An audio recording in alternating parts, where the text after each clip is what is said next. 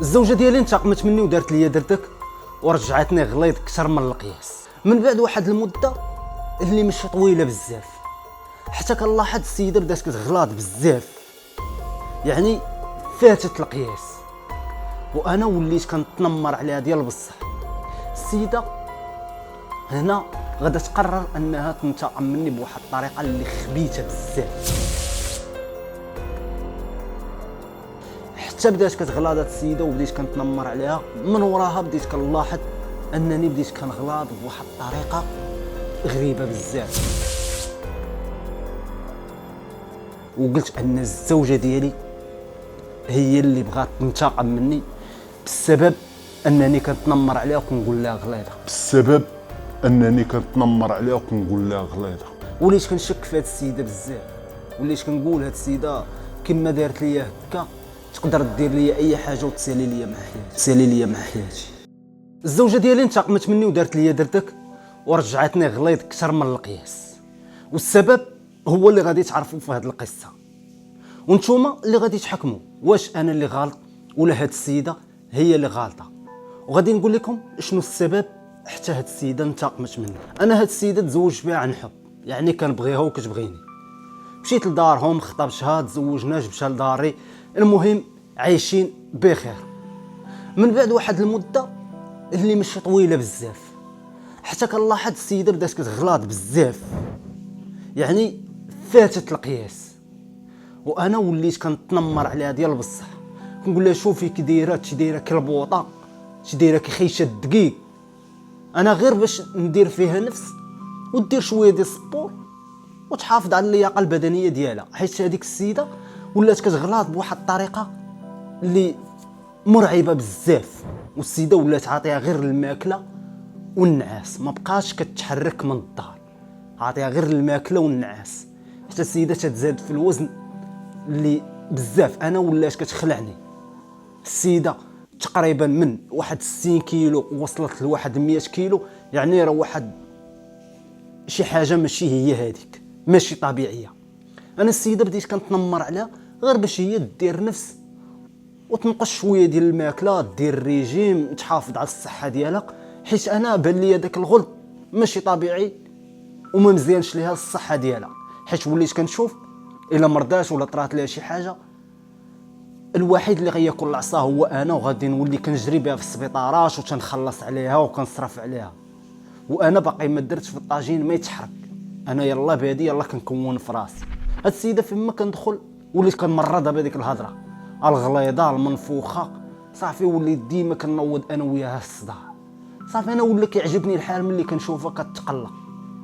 السيده هنا غادا تقرر انها تنتقم مني بواحد الطريقه اللي خبيثه بزاف.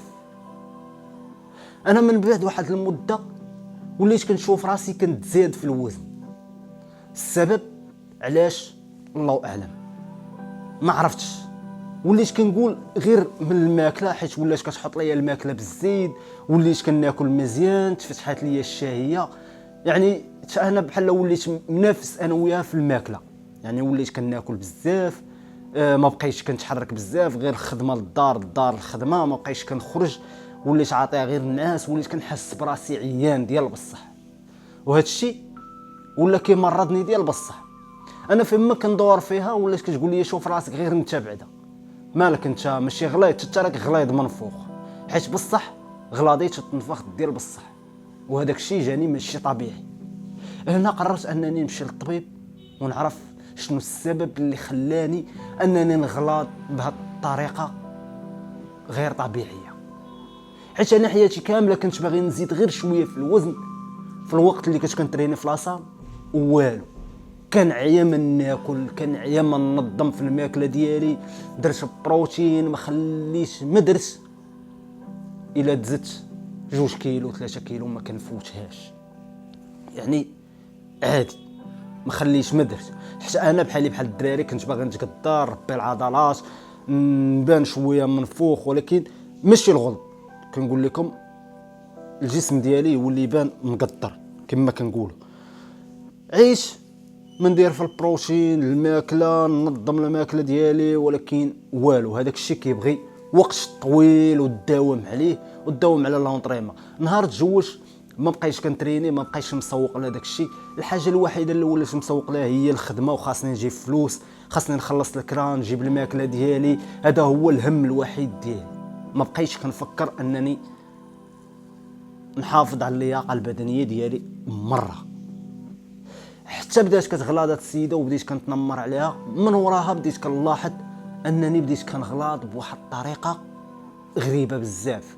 كما قلت لكم، مشيت للطبيب، دوزت عنده، قال لي انت واش كتاكل شي فانيد، كدير شي حاجه اللي خلاتك انك تنفخ بالزربه؟ قلت لي انا لا. قال لي لا، ما يمكنش، انت كتاكل شي حاجه هي اللي خلاتك انك تغلاض بهذه الطريقه بسرعه. انا هنا دارت لي طن في راسي.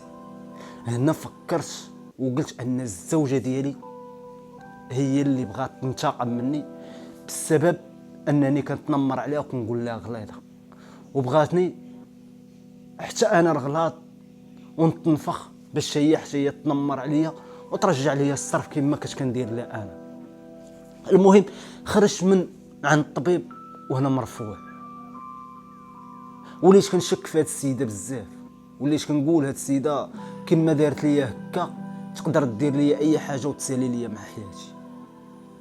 المهم دخلت للدار، عيطت ليها ونوضت انا وياها. قلت لها انتي كديري لي شي حاجه في الماكله حتى وليت بحال هكا منفوخ، بحال هكا منفوخه. المهم ما خليت فيها غير اللي نسيت. السيده وهي تبدا تبكي وهي تبدا تقرر ليا.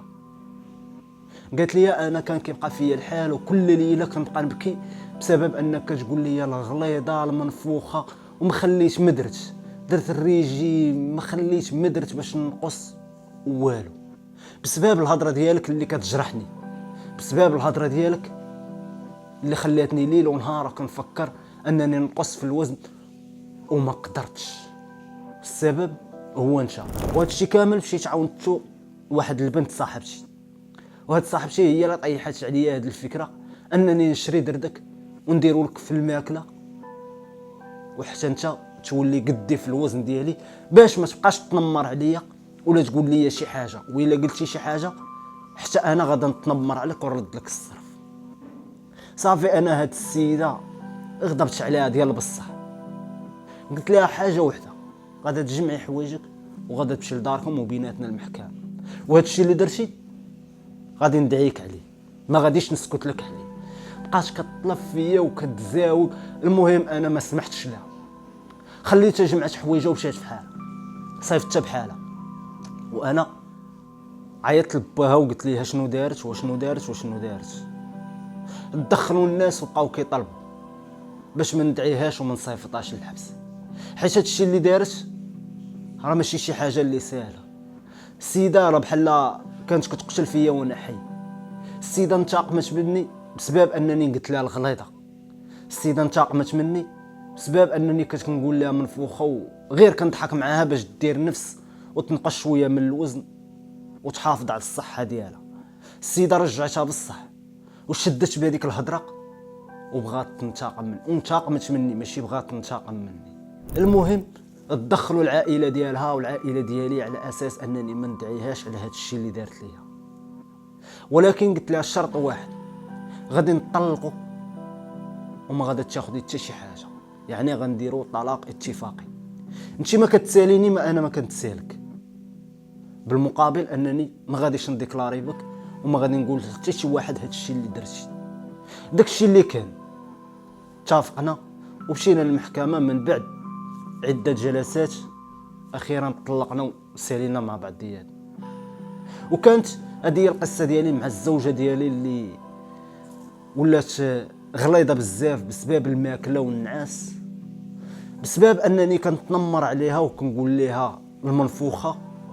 السيده انتقمت مني ورجعتني حتى انا غليظ بحالها باش حتى هي تولي تقول لي غليظ المنفوخ، باش هي تبرد غديدها وتعايرني كما بغات. هذا هو السبب اللي خلاني انني نطلق هاد السيده. واش هاد الشيء اللي درت هو اللي كان خاصو يدار ولا ما كانش خاصو يدار؟ بغيتكم نتوما تقولوا لي. واش انا اللي ظالم حيت تنمرت على هاد السيده وجرحتها ديال بصح، ولا هي اللي ظالمه دارت لي دردك في الماكله ورجعتني غليظ بزاف اكثر من القياس ديالي؟ كنتمنى انكم تعطيوني نصائح ديالكم في الكومونتيرات وتقولوا لي واش انا اللي ظالمها ولا هي اللي ظالماني، وعطيوني نصائح ديالكم. غادي ندخل غادي نقرا الكومونتيرات ديالكم كاملين واحد بواحد، وما تنساش تخلي واحد جيم وابوني باش يوصلك الجديد، وما تنساش تفعل زر الجرس باش يوصلك الجديد انت الاول. وحتى انت ولا انت عندك شي قصه وبغيتي تحكيها ونعاودوها بالطريقه ديالنا كانك انت اللي واقف وكتحكي القصه ديالك، ما عليك غير تجي عندنا لاباج فيسبوك او الانستغرام اللي غادي نخليه لكم في صندوق الوصف، تما غادي تعاود لي القصه ديالك من الاول حتى الاخر، وحنا غادي نعاودوها بالطريقه ديالنا كانك انت اللي مريح وكتعاود القصه ديالك. ما تنساش تبارطاجي هاد القصه مع الاصدقاء ديالك، والسلام عليكم.